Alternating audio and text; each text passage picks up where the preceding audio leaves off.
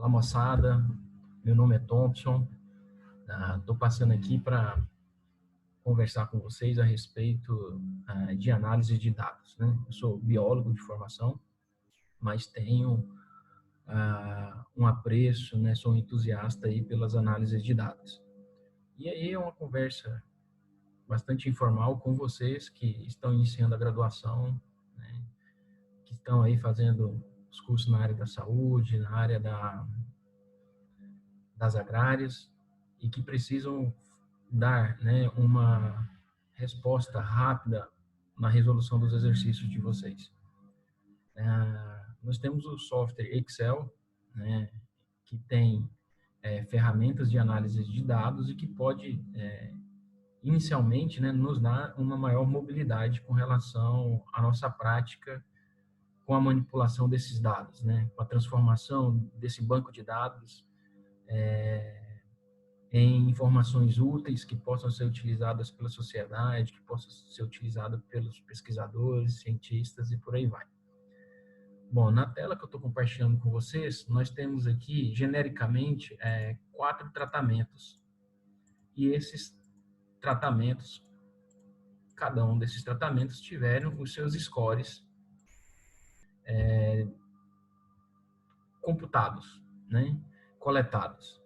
De maneira que eu pretendo aqui realizar uma análise de variância, para saber se existe diferença nesses 4 tratamentos genéricos que nós estamos estudando aqui, que nós estamos mostrando para vocês. Então, olha só, o Excel ele tem um suplemento que me dá a capacidade de fazer algumas análises de estatísticas aqui, né? Se a gente vir aqui em dados, né, a gente tem uma série de opções que daria para a gente estar utilizando os nossos resultados. Sejam eles aqui na resolução dos exercícios que o professor de vocês passa, seja na tabulação de dados para TCC, monografia, enfim, né, relatório de aula prática, a gente pode estar utilizando o Excel. Mas só que, olha só, se vocês observarem na minha tela, aqui nesse campo de dados, eu não tenho um suplemento chamado análise de dados. Esse suplemento, a gente consegue vindo aqui em arquivo, opções, certo? Vem em suplementos. E aqui, ó, em gerenciar, eu tenho suplementos do Excel. Então, eu coloco ir. E aqui eu tenho uma outra janela, né, que me dá aqui, ó, ferramentas de análise. Então, vou selecionar ela e vou apertar um OK. Quando eu faço isso, no canto superior direito, aparece aqui a análise dos dados. Perfeito? Então, eu tenho aqui.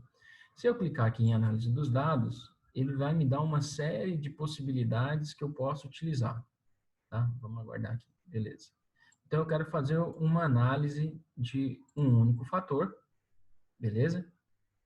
Em que eu estou observando aqui se existe diferença entre esses tratamentos, né? Se as médias desses tratamentos são iguais ou são diferentes.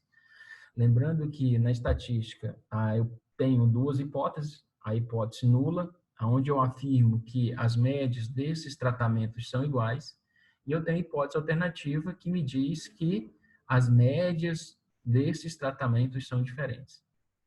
Então, nessa próxima janela que abriu, onde eu vou fazer aqui a nova único fator, né? Eu vou aqui colocar o intervalo de entrada de dados, tá? Então, eu tenho que pegar todos os dados, todas as informações do tratamento A, do tratamento B, do tratamento C e do tratamento D.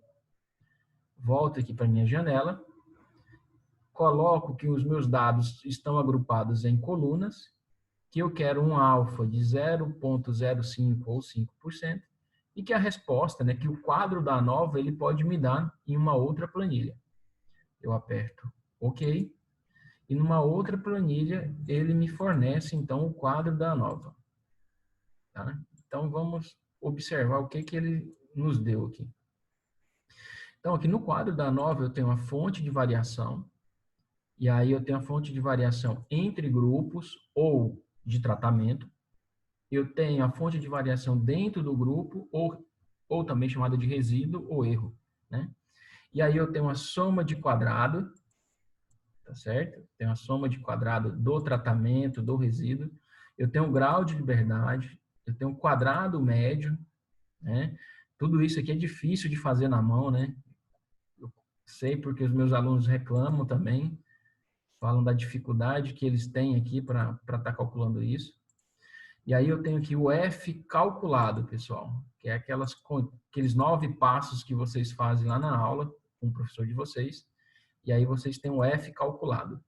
Se vocês vão no final dos livros de estatística, vocês vão encontrar uma série de tabelas. E dentre essas tabelas, a gente tem a tabela do F, né?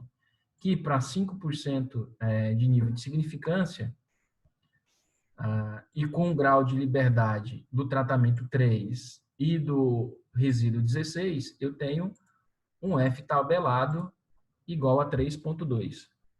Então, toda vez que a gente calcula a nova e eu tenho um F calculado maior do que o F tabelado ou F crítico, eu posso concluir que existe diferença entre os tratamentos.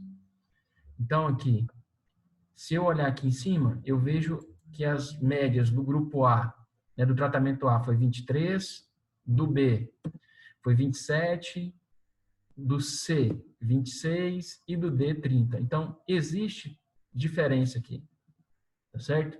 Existe diferença. E aonde está a diferença? Isso daí a gente vai ver na próxima videoaula, tá bom? Obrigado pela participação de vocês. Até a próxima.